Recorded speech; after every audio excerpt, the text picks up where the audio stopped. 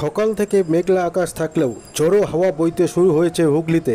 আলিপুর আবহাওয়া দপ্তরের তথ্য অনুসারে রবিবার মধ্যরাতে ঘূর্ণিঝড় রেমালের প্রভাবের আশঙ্কা রয়েছে এবং উত্তর চব্বিশ পরগনা সহ দক্ষিণ চব্বিশ পরগনা সুন্দরবন অঞ্চল থেকে বাংলাদেশ অভিমুখে ঘূর্ণিঝড়ের প্রভাব 24 পরগনা সহ হাওড়া হুগলিতেও কিছুটা হলেও 70 থেকে 80 কিলোমিটার বেগে ঘূর্ণিঝড় সহ অতি ভারী বৃষ্টির আশঙ্কা রয়েছে।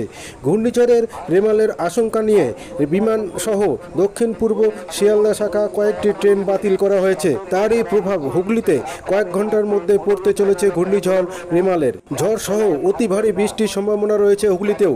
বিগত দিনে আমফান ও লায়লা ঝড়ের সমস্যার সম্মুখীন হয়েছে গোটা হুগলি জেলা বিস্তীর্ণ এলাকা। এবার যথেষ্ট তৎপর হয়েছে হুগলি জেলা প্রশাসন ও পৌরসভা কর্তৃপক্ষ। আসুন দেখে নেব প্রশাসন কি বলছে।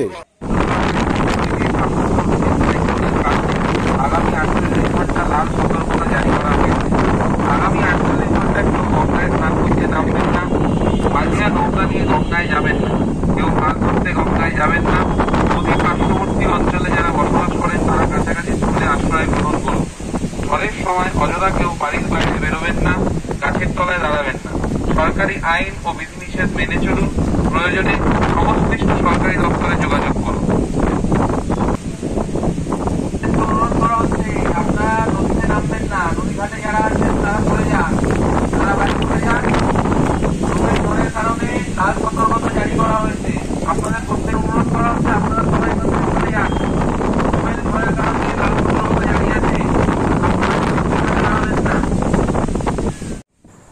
আপনারা দেখছেন নিউজ নদিয়া এক্সপ্রেস। চ্যানেলটিকে সাবস্ক্রাইব, লাইক, শেয়ার এবং ফেসবুক পেজটি ফলো করুন আর দেখতে থাকুন নিউজ নদিয়া এক্সপ্রেস।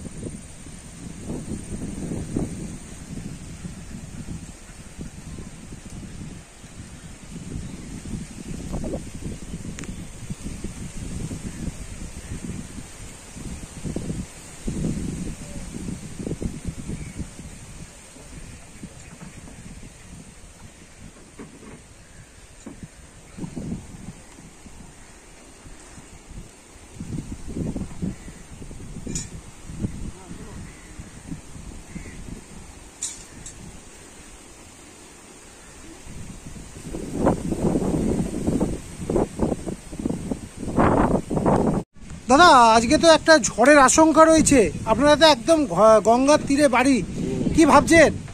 কি আর ভাববো, অসুবিধা হলে উঠে যেতে হবে স্কুলে। পৌরসভা থেকে বলে গেছে? পৌরসভা থেকে বলে গেছে। তা কোন কোথায় যেতে হবে সেটা বলেছে না? এতে হুগলি গার্লস আছে, বিটি কলেজ আছে, এসবগুলো খুলে দেয়। তো আপনারা কি চিন্তা করেছেন? চিন্তা বলতে এখন দেখি, এখন বাড়ি থাকার আশা আছে, এখন উল্টো পাল্টা হলে আবার তো বেরিয়ে যেতে হবে বাচ্চা কাচ্চা নিয়ে। আপনারা যাবেন ঠিক করেছেন? যদি অসুবিধা হয়? অসুবিধা হলে তো যেতেই হবে। কি নাম আপনার? ভবতোষ সরকার। দাদা, দেখা গেল নৌকোগুলো বাজছেন, আজকে তো একটা ঝড়ের আশঙ্কা রয়েছে, কি বলছেন, কি ভাবছেন? আমাদের তো কালকের থেকে আমাদের সংবাদ দিয়ে দিয়েছে, খবর পড়ছে, আমরা ওই জন্য সব লেগু দিন সব ডাঙায় তুলে আমরা বেঁধে গুঁজে বসে রয়েছি, কেন ব্যাপারটা হচ্ছে বারণ যদি না করতো তাহলে হয়তো আমরা কাজে চলে যেতাম, কিন্তু ব্যাপারটা যদি সোমবার থেকে কাজের রেস্ট একটু ঝড়টা বেশি দেখা যাচ্ছে, কিন্তু আমাদের হিসাব মতন আমাদের রবিবার কাজে যাবার কথা হিসাব ছিল, কিন্তু আমরা যাইনি, কিন্তু মানা করেছে বলে আমরা গেলাম আজকে কোনো মৎস্যজীবী যায়নি? না। সব নৌকো কি ঘাটে? সব নৌকো ঘাটে এই মৎস্যজীবীর কোনো যেত তাহলে সেই নৌকোটা বাইরে নিচে থেকে লাগানো থাকে, কারণ সব নৌকো জোয়ারে সব ট্রেনে তুলেছে। কারা বারণ করে গেল আপনাদের? আমাদের পৌরসভা বারণ করে গেছে। তাই এরকম একটা ঝড়ের আশঙ্কা রয়েছে, আপনারা কি একদমই মানে কি বুঝছেন? আমরা ঝড়ের আশঙ্কা, আমাদের আগে ক্ষয়ক্ষতি হয়েছে বলে আমরা সেই জন্য আমরা সতর্কটা বেশি হচ্ছে, কারণ আগে একবার ঝড় হয়ে গেছে, সেই ঝড়ে আমাদের বিশাল ক্ষতি হয়ে গেছে।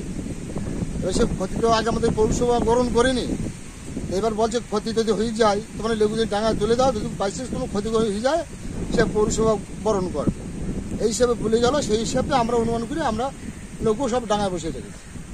কি নাম আপনার? আমাদের গঙ্গা মণ্ডল।